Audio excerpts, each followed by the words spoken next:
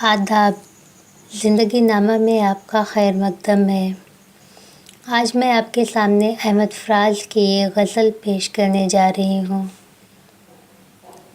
अब के हम बिछड़े तो शायद कभी ख्वाबों में मिलें, जिस तरह सूखे हुए फूल किताबों में मिलें। ढूंढ उजड़े हुए लोगों में वफ़ा के मोती, ये ख़ज़ाने तुझे मुमकिन है ख़राबों में मिले।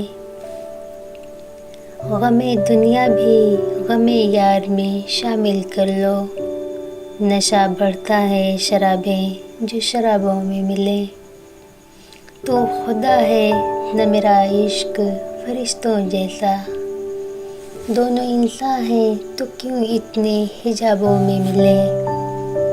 आज हम दार पे खींचे गए जिन बातों पर, क्या अजब कल्लोल ज़माने को निसाबों में मिले।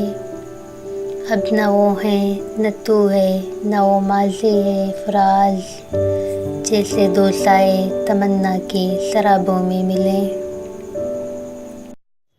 दोस्तों, अगले वीडियो के लिए हमारे चैनल ज़िंदगी नामा को लाइक करें, शेयर करें और सब्सक्राइब करें।